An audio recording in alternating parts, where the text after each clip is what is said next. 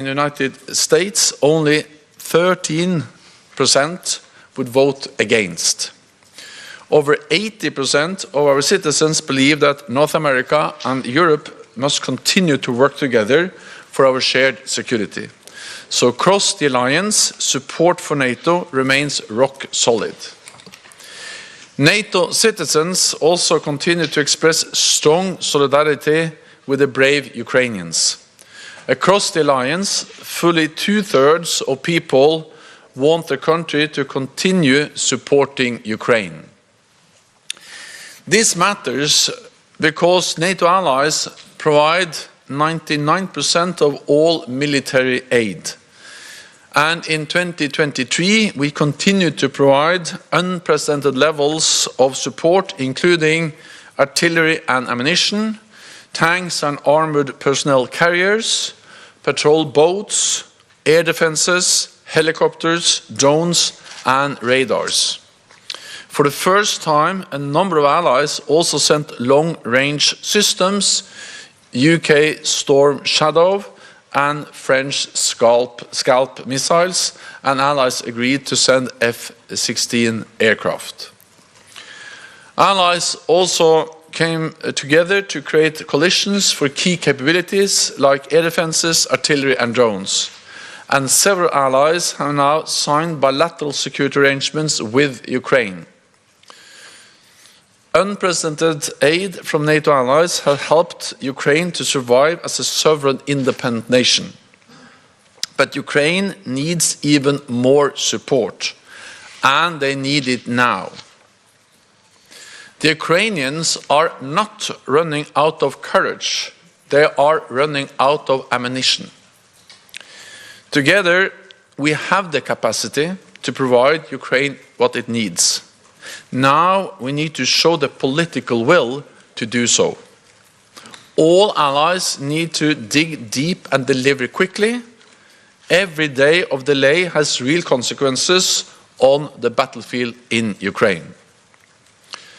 So this is a critical moment, and it will be a grave historic mistake to allow Putin to prevail. We cannot allow authoritarian leaders to get their way by using force. This would be dangerous for us all. Putin went to war trying to slam NATO's door shut, but he failed. Last year, Finland joined the NATO family. Just last week, Sweden became the 32nd ally, and Ukraine is closer to NATO than ever before. So NATO is now bigger and stronger. And last year, we put our defenses on an even more robust financial footing. 2023 was the 9th consecutive year of increased defense investment across Europe and Canada, with defense spending rising by an unprecedented 11%. In 2024, NATO allies in Europe will invest a total of $470 billion in defense, amounting to 2% of their combined GDP for the first time. This year, 2/3 of allies will meet the 2% target, up from just 3 allies in 2014 when we agreed the defense investment pledge. In 2023, we also further deepened our relations with like-minded partners, including our friends in the Indo-Pacific and the European Union. We are also working even more closely with our partners in industry. In 2023, we agreed a new Defense Production Action Plan to ramp up production, strengthen engagement with industry, and increase interoperability. Since then, NATO has agreed contracts worth tens of billions of dollars for ammunition and key capabilities. This matters for our security and for Ukraine's. NATO's new innovation accelerator, Diana, is also doubling its network of accelerators and test centers. Soon there will be more than 200 world-class sites on both sides of the Atlantic. They will focus on solving some of our biggest defense and security challenges and sharpening our technological edge in areas ranging from artificial intelligence and cyber to 5G, hypersonics, and autonomous systems. Next month, we will mark the 75th anniversary since NATO was founded. When our heads of state and government meet in Washington in July, we will celebrate this important milestone and will continue adapting our alliance for the future. I expect we will take further steps to support Ukraine, reinforce our resources and defenses, and deepen our partnerships around the world. In an unpredictable world, NATO matters more than ever. In our 75th anniversary year, we will continue to demonstrate our unity, solidarity, and resolve. And with that, I'm ready to take your questions. We'll go to questions. We'll start with the Wall Street Journal in the third row on the far left here, please. Thank you. Dan Michaels with the Wall Street Journal. First, about the spending by members. When will you release the 2024 numbers? You said 2/3 of members, and you'd already given the European aggregate. Curious when you'll give specifics on that. And second, in terms of increasing industrial production of weapons and other systems, this is a common objective of both NATO and the EU. The EU has a summit on this next week. Can you talk a bit about the cooperation? There's been some friction over the years between NATO and the EU. Are you coordinating better now? And what do you see the EU bringing to the table in what they're able to do in terms of coordinating and promoting military production? Thank you. So first on the numbers, we follow the same procedure every year. When we launch or present the annual report as we do today, we present detailed numbers for the last year, for past year, because this is the annual report for 2023, and you can look into the report and you will see detailed numbers for defense spending, aggregated, but also for each and every ally, and development over time in current but also fixed prices. Then what we have now are only our preliminary estimates for 2024. We will have better and more data when we publish a report ahead of the summit in July. So exactly when we publish that report is not yet decided, but it's something we publish in the summer, and now it will be published at least before the summit mid-July in Washington. Then you will have, and we all will have, more detailed numbers, partly because then we have all the decisions, or at least more decisions in NATO allied capitals. We know that some allies are actually now making new budget decisions for 2024. We have also more reliable estimates for GDP. And of course, if we are not only looking at defense spending, but defense spending as a percentage of GDP, then what matters is both spending but also GDP. And by summer, we have more credible estimates for GDP. So yes, we have some preliminary estimates saying that we also expect 2/3 of allies to meet the 2% target in 2024. Adding it all together also shows clearly that if you put European allies together, they together spend 2% of the GDP on defense. But we all have to wait until we have more detailed information about each and every country to have the detailed list presented later this year. And I hope that, of course, the numbers will further improve by the Washington summit.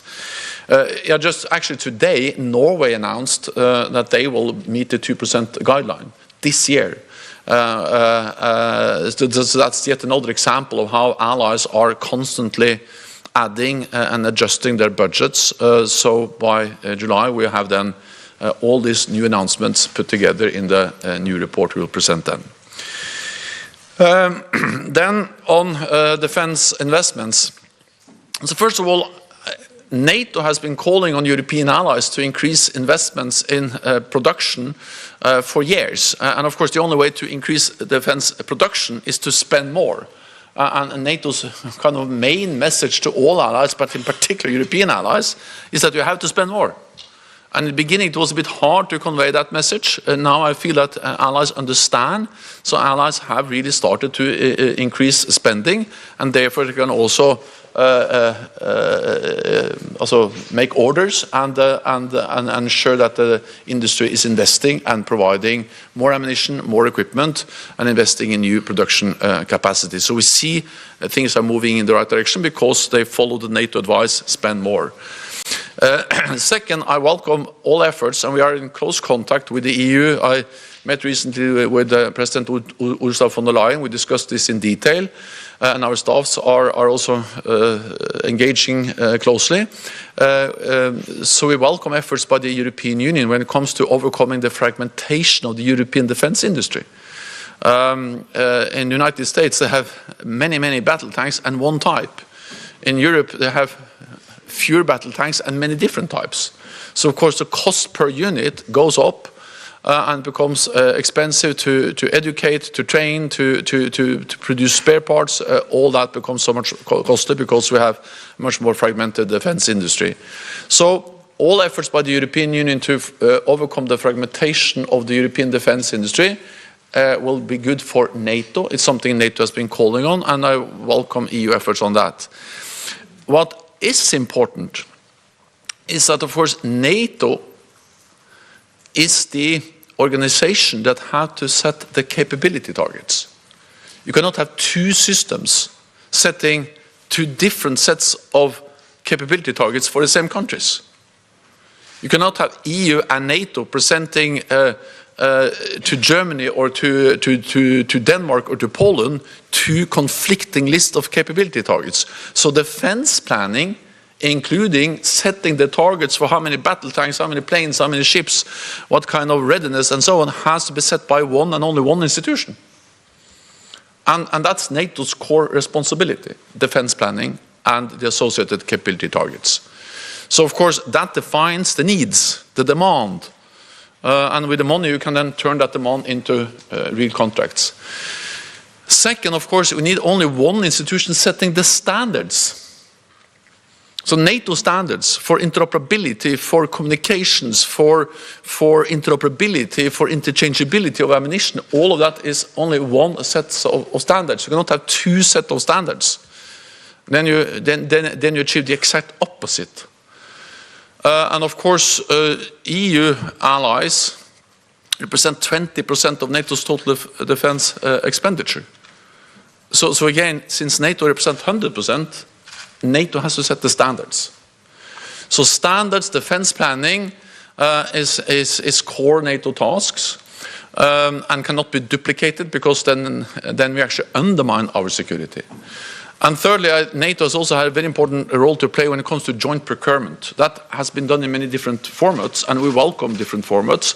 But of course, the NSBA, the NATO Support and Procurement Agency, has for decades tried and tested procedures for big joint procurement decisions, reducing the cost, aggregating demand, and giving the industry the long-term, multi-year demand they need to make the necessary investment. So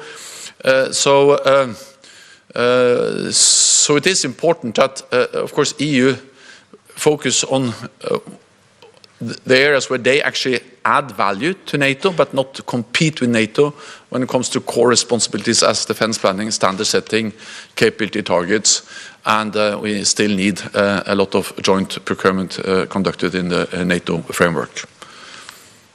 Go next to Rye, Italy, in the second row in front of me here, please.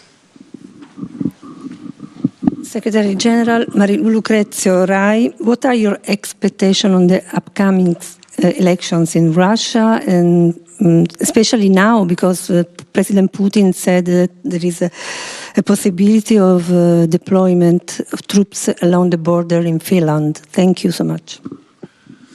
Free and fair elections are core to any democracy, and elections in Russia will not be free and fair. because we know already that opposition politicians are in jail, some are killed, and many are in exile. And actually also some who try to register as candidates have been denied that right. So we can say actually before the elections that they will not be free and fair. Because to have free and fair elections you need competition, you need different lists, you need an open discussion, and you need a free and independent press. And there is no free and independent press in Russia. Media outlets are suppressed or expelled. President Putin has held power in Russia for decades. No one expects Russia's elections this week to bring any change in Kremlin. And of course, Russia's attempts to organize any part of an election in occupied regions of Ukraine are completely illegal, violating international law. And during the last elections in 2018, the OSCE, they monitored the elections and stated clearly that restrictions on fundamental freedoms and candidate registration resulted in a lack of genuine competition in the Russian elections, and there are no reasons to believe that this has improved since 2018. On the opposite, it's even less open and free now than it was in 2018. So the right to participate in fair and free elections is a fundamental part of any democratic society, but Russian citizens cannot count on freedom and fairness because opposition politicians are dead, in jail or exiled, and the press is not free. Then briefly on Finland. Finland is safer now than before they joined the alliance, because now Finland is covered by our collective defense clause, Article 5, one for all for one. Almost all the Russian land forces are engaged in the war of aggression against Ukraine. So we don't see any imminent threat against any NATO ally. But of course we will monitor, follow closely what Russia does along NATO borders. But NATO has been able to protect NATO allies for 75 years and will continue to do so, including with Finland as a member. Go next to the Ukraine National News Agency in the fourth row here, please. Thank you so much, Dmitro Shkurko, National News Agency of Ukraine. You mentioned many times the strategic importance of the Black Sea area. During a year, Ukraine succeeded to destroy around 25% of the Black Sea fleet. How that situation impacted the strategic stance of the Black Sea area, and are you going to reinforce the coastal states, NATO members, to finally get rid from Russian dominance in the area? Thank you so much. One of the big victories that Ukraine has achieved is actually to be able to push back the Russian Black Sea fleet and to destroy many of their ships. And also then ensure the open corridor from Odessa and all the way to Bosporus. Also working closely with NATO allies, littoral states, Romania, Bulgaria and Turkey. And this shows the strength, the skill, the competence of the Ukrainian armed forces, but also the importance of delivery of advanced weapons from NATO allies. So some of the missiles, some of the systems that has been so critical in opening this corridor has been, of course, provided by NATO allies. This is important for Ukraine, it's important for the Black Sea, but it's also important for the world, because this enables the export of grain and other commodities which are extremely important for global food supplies. We are working closely also with our partners, not only of course Ukraine, but also Georgia. NATO is helping to train and develop the Georgian Coast Guard. So of course with 3 NATO littoral states around the Black Sea, then Ukraine and Georgia as close partners. Of course, NATO is very much present in the Black Sea, and the Black Sea is of great strategic importance, and I welcome very much the achievements that the brave Ukrainian armed forces have achieved in pushing back the Russian Black Sea fleet. We'll go next to the Telegraph in row 3 in the middle here, please.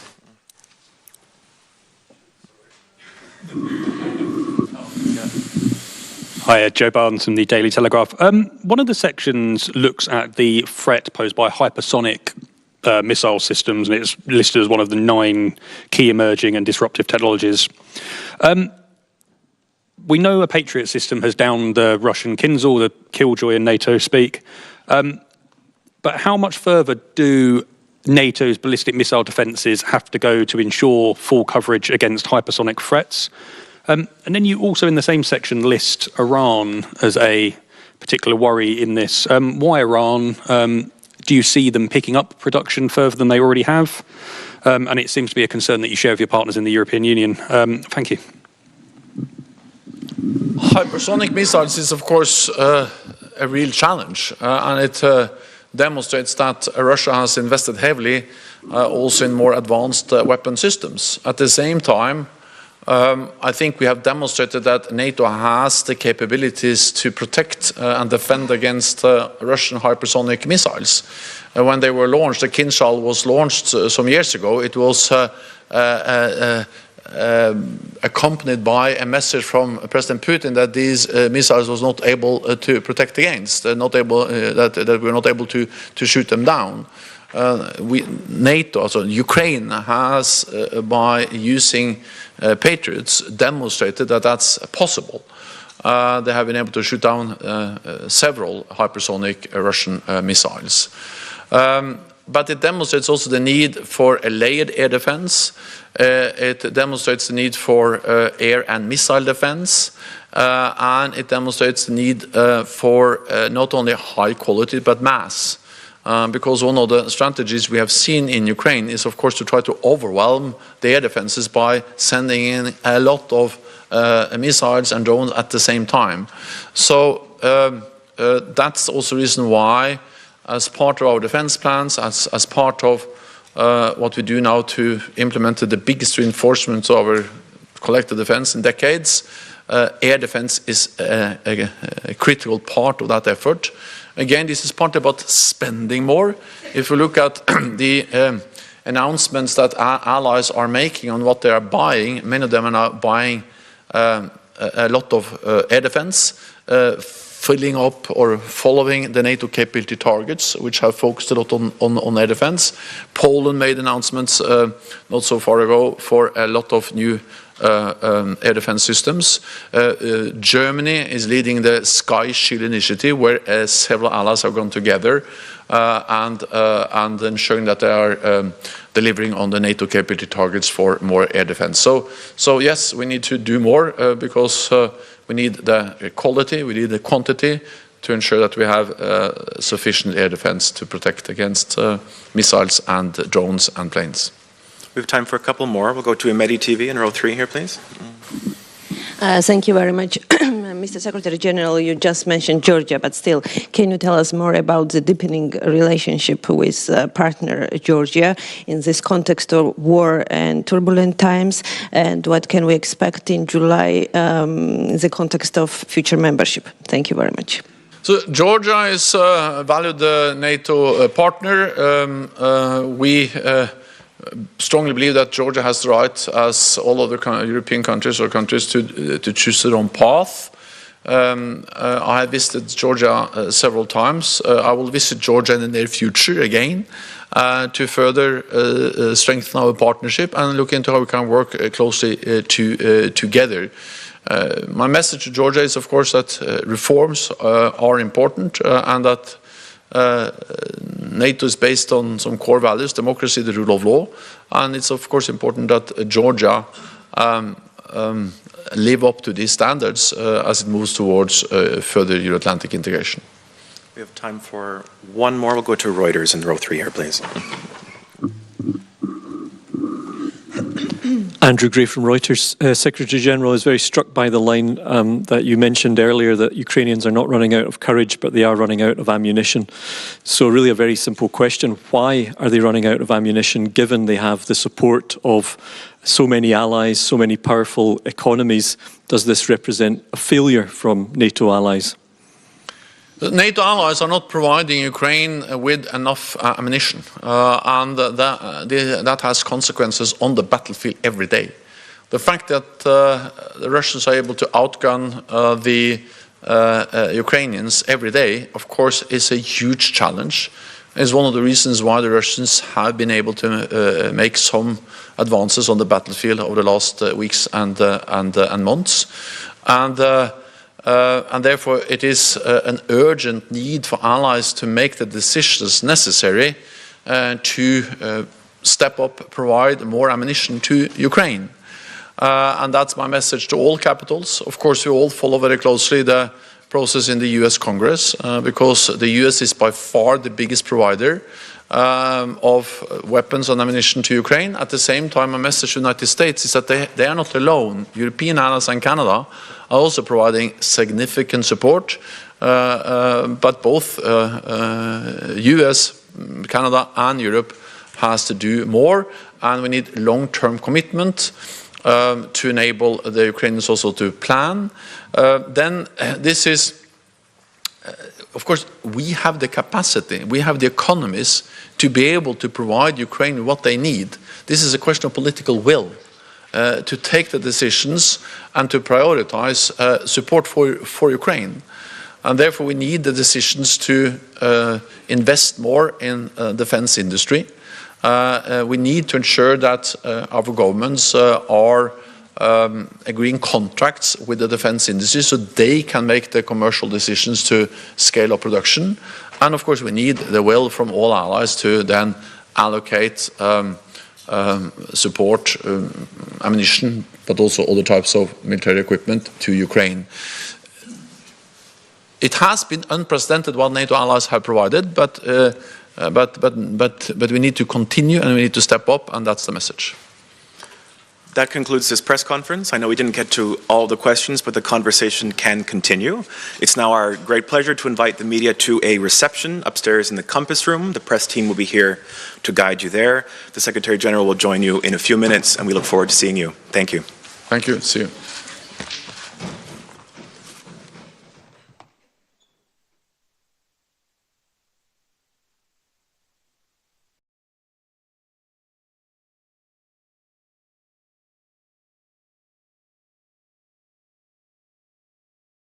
This is the primary audio circuit for the Reuters live service.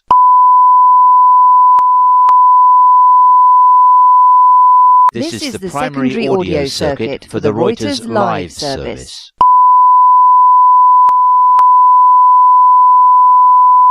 This is the primary audio circuit for the Reuters live service.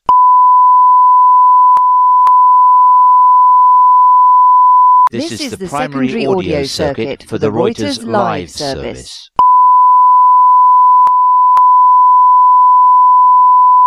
This is the primary audio circuit for the Reuters live service. This is the primary audio circuit for the Reuters live service.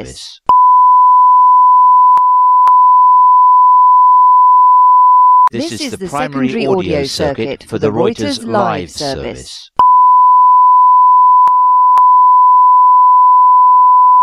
This is the primary audio circuit for the Reuters live service.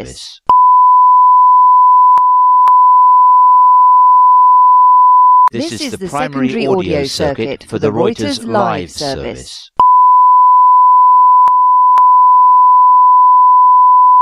This is the primary audio circuit for the Reuters live service.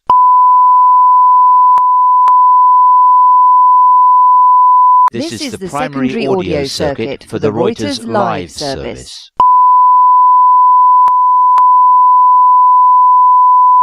This is the primary audio circuit for the Reuters live service.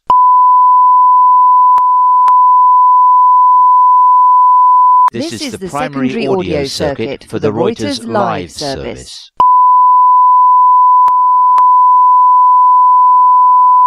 This is the primary audio circuit for the Reuters live service.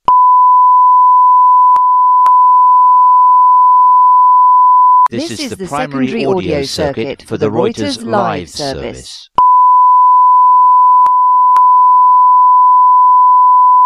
This is the primary audio circuit for the Reuters live service.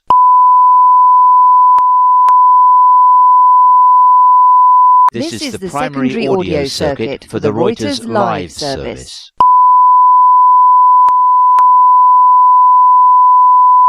This is the primary audio circuit for the Reuters live service.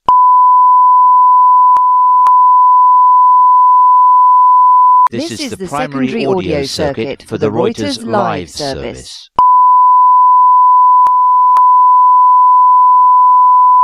This is the primary audio circuit for the Reuters live service.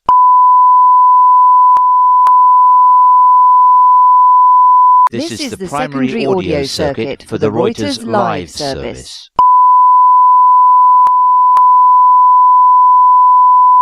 This is the primary audio circuit for the Reuters live service.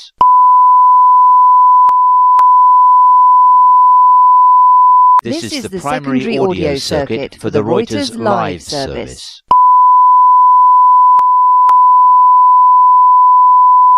This is the primary audio circuit for the Reuters live service.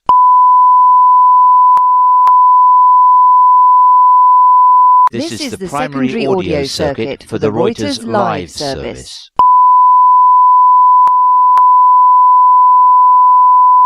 This is the primary audio circuit for the Reuters live service.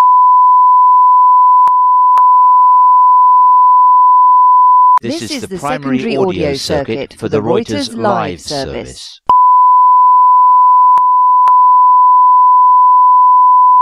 This is the primary audio circuit for the Reuters live service.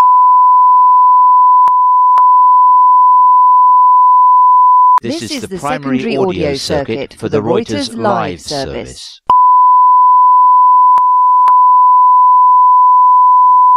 This is the primary audio circuit for the Reuters live service.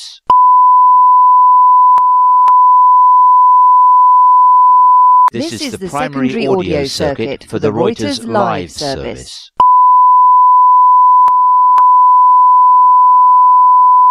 This is the primary audio circuit for the Reuters live service.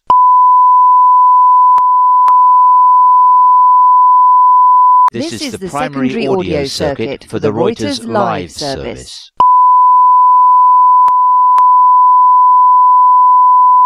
This is the primary audio circuit for the Reuters live service.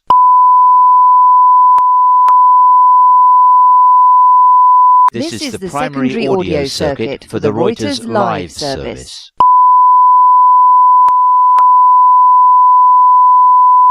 This is the primary audio circuit for the Reuters live service.